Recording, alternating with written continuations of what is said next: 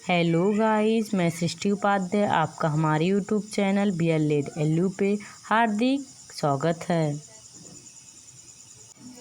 Guys, इसके पहले वाली वीडियो में जो हमारा BLED फर्स्ट ईयर का फर्स्ट पेपर है, सेकंड पेपर है और थर्ड पेपर है, हमने उसके सिलेबस के बारे में बात कर लिया है। गाइस, आज की इस वीडियो में हम जो हमारा फोर्थ पेपर है मैथमेटिक्स एंड नेचुरल साइंस, जिसे कोर डिसिप्लिन भी कहा जाता है, इसके सिलेबस को देखेंगे। तो गाइस, चलिए आज का वीडियो स्टार्ट करते हैं। इसमें हम 4 paper core discipline, mathematics and natural science जो है BLED फर्स्ट ईयर का, उसके सिलेबस को देखने वाले हैं। इसमें भी बाकी पेपर्स की तरह जैसे मैंने आपको पहले भी सिलेबस कराया, उसमें 4 यूनिट हैं। तो आज इस जो मैथमेटिक्स हमारा और नेचुरल साइंस है, इसमें 2 सब्जेक्ट का नाम है। इसका ये मतलब नहीं है कि इसमें ज़्यादा यूनिट्स हैं, इसमें भी 4 यूनिट है। इसमें जो हमारी फर्स्ट और सेकेंड यूनिट है ये मैथमेटिक्स की है, और जो हमारी थर्ड और फोर्थ यूनिट है वो नेचुरल साइंस की है। तो हम चलिए देखते हैं कि हमारी जो फर्स्ट यूनिट है उसमें जो फर्स्ट यूनिट का पहला टॉपिक है वो है meaning, nature, scope and importance of mathematics. इसका हिंदी में अर्थ देखेंगे कि मीनिंग का हो गया अर्थ, हमें जो हमारा गणित है उसका अर्थ जानना है, उसकी प्रकृति कैसी है, उसका क्षेत्र कहाँ तक और कैसा है, और उसका महत्व क्या है कि हम गणित का अध्ययन क्यों करते हैं। दूसरा टॉपिक है उसमें देखेंगे हम कि AIIMS and objectives of studying mathematics. AIIMS and objectives of studying mathematics, जो हमारा गणित है उसके अध्ययन का लक्ष्य और उद्देश्य क्या है, गणित के अध्ययन का लक्ष्य और उद्देश्य क्या है। थर्ड पॉइंट में है development of mathematics as subject and discipline. हमारा जो गणित है उसका विकास एक विषय और अनुशासन के रूप में क्या है, इसको हमें हमारा जो फर्स्ट यूनिट उसके थर्ड पॉइंट में जानना है कि गणित का विकास एक विषय और अनुशासन के रूप में कैसे हुआ और उसमें क्या क्या हुए। अब हम आगे देखेंगे कि हमारा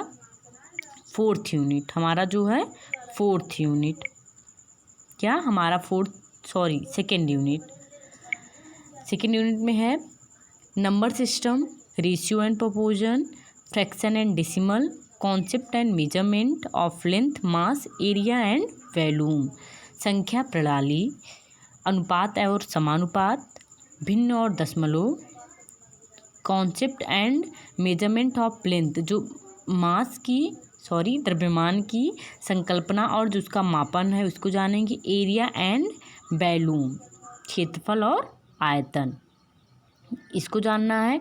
जो हमारे सेकेंड यूनिट के जो मैथ के कुछ टॉपिक्स दिए गए हैं वो बहुत ही सिंपल हैं। अगर आपने जिन बच्चों ने 10th तक मैथ लिया होगा उनके लिए बहुत नॉर्मल है। बाकी जिन्होंने नहीं लिया, अगर वो थोड़ी भी मेहनत करेंगे तो आसानी से हो जाएगा। ऐसा नहीं है कि मैथ है तो मैथ से डरना है। यहाँ अगर आप कोशिश करेंगे तो आसानी से आप लोग जितने भी आपके पेपर्स में एग्ज़ाम में जितने भी क्वेश्चन आएंगे आप आसानी से उसे सॉल्व कर लेंगे।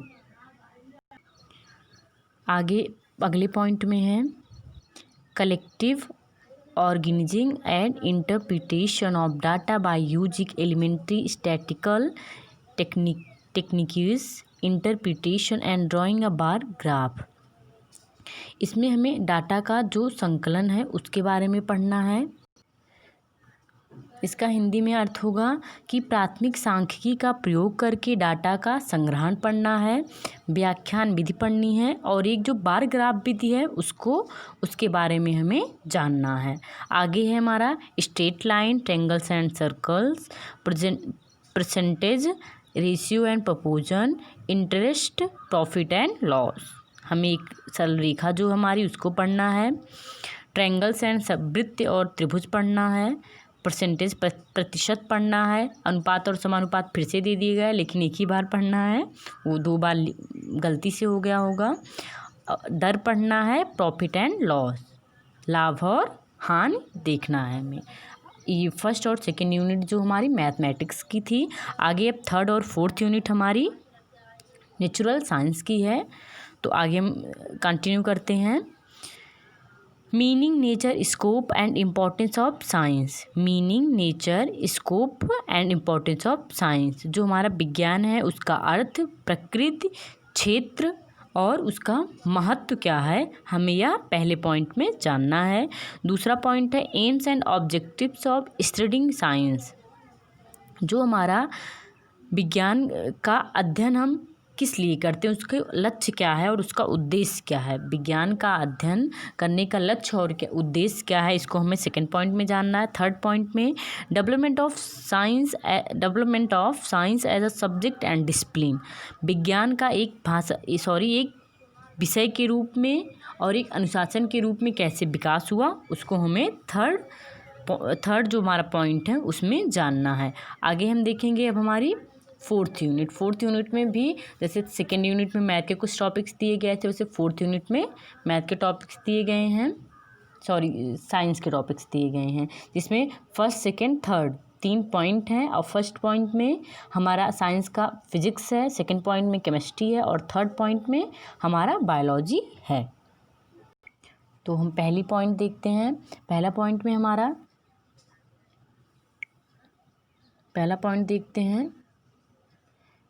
पहले पॉइंट में हमारे measurement of length, mass and time, density, pressure, work and energy, weight, gravitation, heat and temperature, states of matter, properties of magnet, electricity, reflection, refraction, shadows and eclipse. हमें इतना पढ़ना है, जो कि अगर आपने साइंस लिया होगा 10th में या 12th तक जिन्होंने लिया उनके लिए तो बहुत ईजी है, लेकिन जो 10th तक भी पढ़े हैं उनके लिए भी, 10th तक सभी साइंस पढ़े होते हैं, तो आपको भी इसमें भी ज़्यादा मेहनत नहीं करनी है।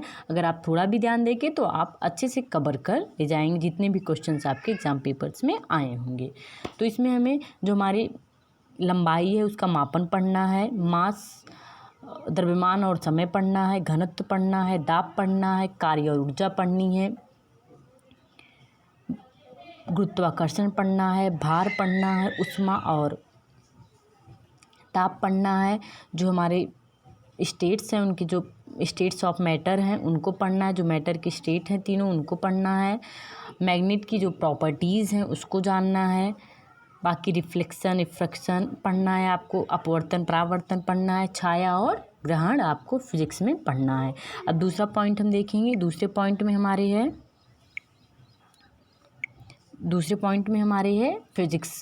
केमिस्ट्री के बारे में। केमिस्ट्री में टॉपिक्स दिए गए हैं, physical and chemical change, separation of mixture, atoms and molecules, metal and non metal, oxide, acid, basis and nuclear fusion.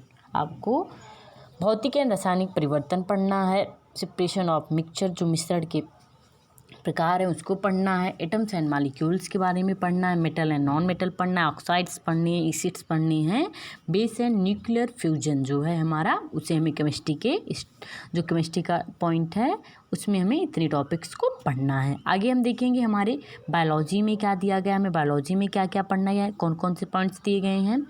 Living and non living, classification of living word, germination of seed, life process, respiration, digestion, reproduction, photosynthesis, transportation, independence of plants and animals।